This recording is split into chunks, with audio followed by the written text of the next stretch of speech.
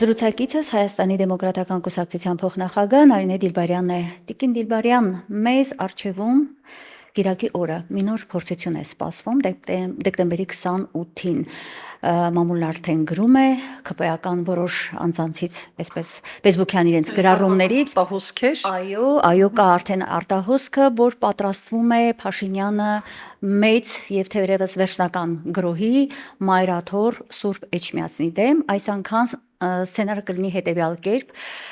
կեղծ պատարակ են փորձելու այնտեղ իրականացնել եւ անգամ սցենարը այսպիսի ընթացք կարող է ստանալ, կալանավորել ամենայն հայոց կաթողիկոս Գարեգին II-ին։ Դուք նախ տեղյակ եք, ինչ որ բան տեղյակ եք, թե ոչ, եւ որպես քաղաքական ուժ ընդդիմություն, ինչ պետք է անի մեր քաղաքական ընդդիմադիր դաշտը կանխելու այս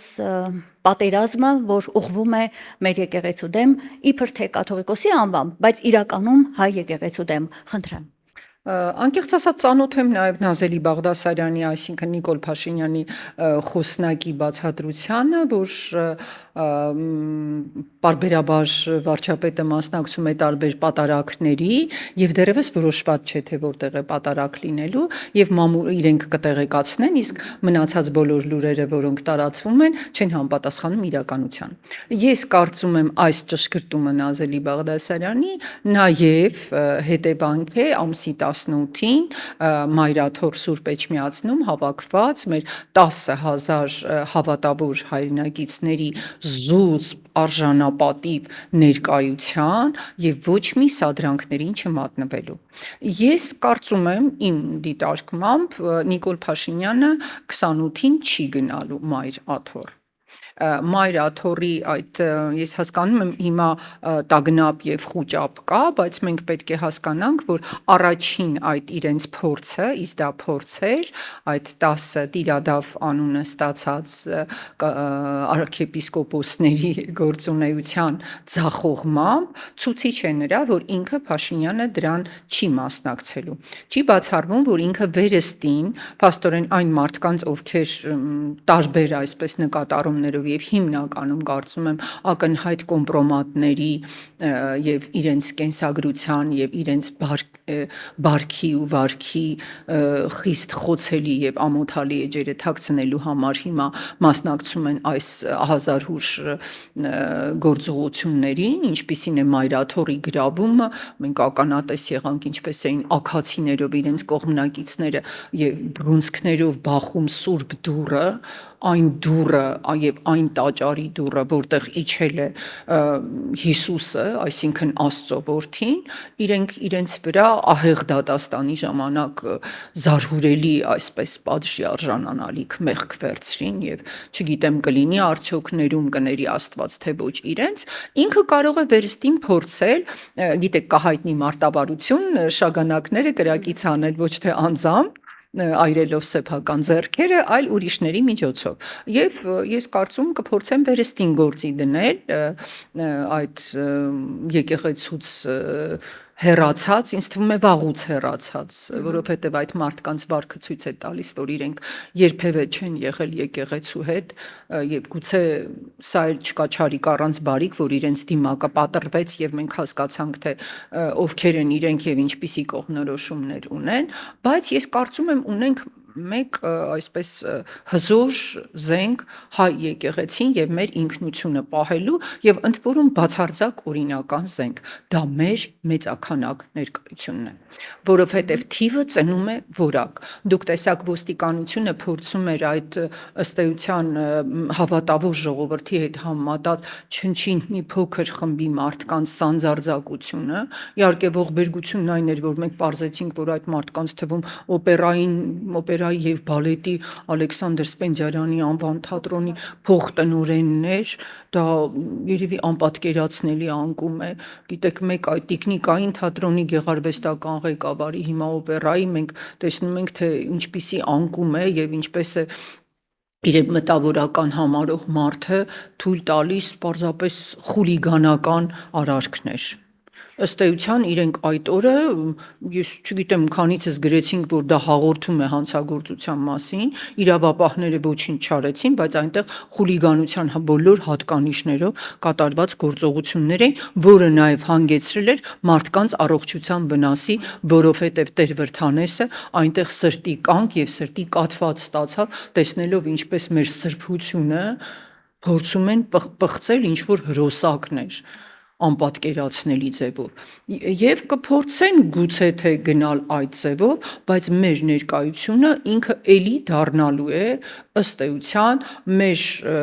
անսասանության եւ եկեղեցու հզորության հերթական ապացույցը չի լինելու այդ վերջնական գրավումը ես դրանում համոզված եմ որովհետեւ երբ քանակը գերազանցում է իրենք ընկրկում են այսինքն մի քանի ըստ էության հրոսակի պես իրենց պահում էին 2 տասնյակ մարդ մնացածները ես ձեզ ասեմ որոնք երևի թե վարչական ռեսուրսով էին բերման ենթարկվել որովհետեւ որ խոսում էինք նրանք աշխատում էին ոչ մի ձայն չարտաբերել այդ համայնքապետարանների աշխատակիցներ ընդ որոնք Էջմիածնի հետ ոչ մի կապ չունեին եւ երևի իրենց կյանքում երբեք պատարագի էլ չէին մասնակցել իրենք փորձում էին խիստ լուր լինել ստվերի պես անշշուկ եւ իրենց այդպես խուլիգանական ձևով պահում էին ընդամենը գիտեք մատների վրա հաշված մարդիկ ուստի ես կարծում եմ մենք չպետք է խոճապի մատնվենք բայց ամենակարևորը եւ ամենալուսավորը որ այդ օր այն նորն է երբ պետք է գնաս պատարագի լսես քարոզը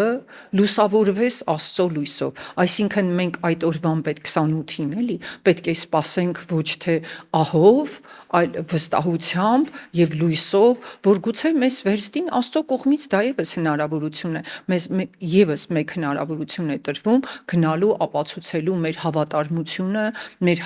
հազարամյա պատմությանը մեր եկեղեցուն մեր քրիստոնեությանը եւ բոլոր եկեղեցական կանոնակարգերով ընտրյալ ամենայն հայոց կաթողիկոս Գարեգին Տիկին Դիլբարյան, ես հասկացա, որ դուք ամբողջ հույսը մեր ժողովրդի վրա եք դնում եւ դա արդարացի է, անշուշտ եկեղեցին պիտի պաշտպանված լինի հայ ժողովրդով։ Բայց չեք կարծում, որ այստեղ օրինակ Նիկոլ Փաշինյանին ճանաչողներ ասում են նա երբեք հետ քայլ չի անելու։ Նա մինչեւ վերջ տանելու է իր ազգակործանեց ծրագիրը։ Այո, եւ դրսից պատվիրված օրակարգ է, որը նա հլու հնազանդ իրականացնում է։ Հիմա չեք կարծում այնուհանդերձ, որպես ընդդիմադիր քաղաքական ուժի ներկայացուցիչ, ինչ գործառույթ ունի անելու ընդդիմությունը։ Օրինակ ես երեք լսում էի մի քանի մտավորականներ, այդ թվում նաև պատմաբաններ, ասում էին այս պահին ընդդիմությունը շատ արագ պետք է ինքնակազմակերպի եւ թիվ 1 օրակարգը պետք է դարձնի եկեղեցու պաշտպանության այդ գաղափարի շուրջ համախմբումը թողնեք մնացած մյուս գաղափարները։ Այս պահին այդ գաղափարը պետք է վերցնել բոլորը թեւ ու թիկունք, գուցե լսումներ անեն, հրավիրեն արագ համաժողովներ, դրսում ինչու ոչ միտինգներ, այսինքն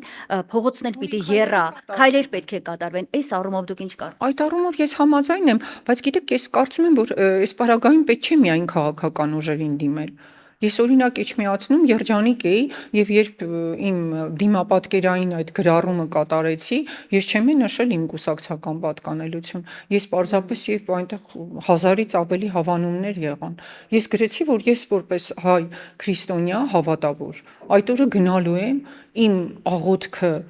առ Աստված հղելու եւ պաշտպանելու հայ եկեղեցին եւ վայելելու մեր կաթողիկոսի կողմից իրականացվելիք պատարագը այսինքն խնդիրը մենք պետք է հասկանանք որ այսօր քաղաքացիական է մենք հզոր կլինենք գիտեք այս շարժումը ինձ հույսն է շնչեց որ վերջապես մեր քաղաքացիական հասարակությունը որ տեսեք Հայաստանը անկախացավ բայց մենք այդպես էլ չձևավորեցինք Հայաստանի Հանրապետության այն քաղաքացուն որը պատրաստ է իր արժեքներին տեր լինելու ոչ թե պարզապես սիրելու գիտեք երկու բառ կա հայրենասեր ու հայրենատեր քաղաքացին հայրենատերն է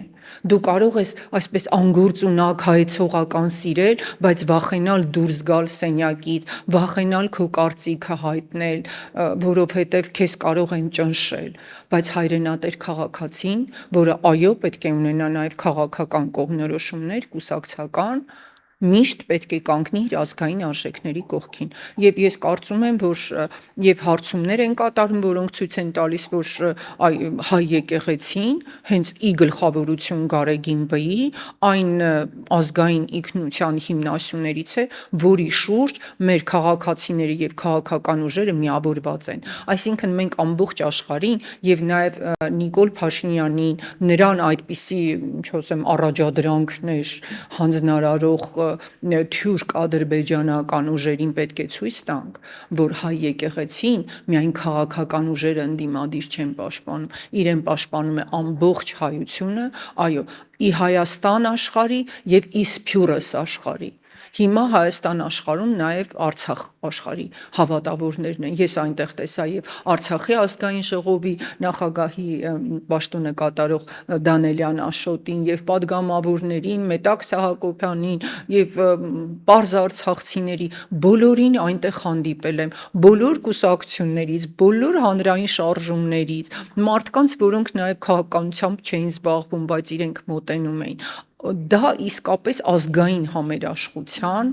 մի զարմանալի դրսևորում էր։ Դրա համար ես 28-ին չեմ սպասում տագնապով։ Ես համոզված եմ, որ մեր այդ համերաշխությունը այն ուժն է, որը կարող է կասեցնել ամեն ինչ, ամեն ցինիկ հարձակում, բարբարոսություն եւ մեր ինչ ասեմ, մեր հակառակորդները մենք լեռների պես կանգնած ենք, իսկ նրանք քամիների ու փոթորիկների պես գնալու են։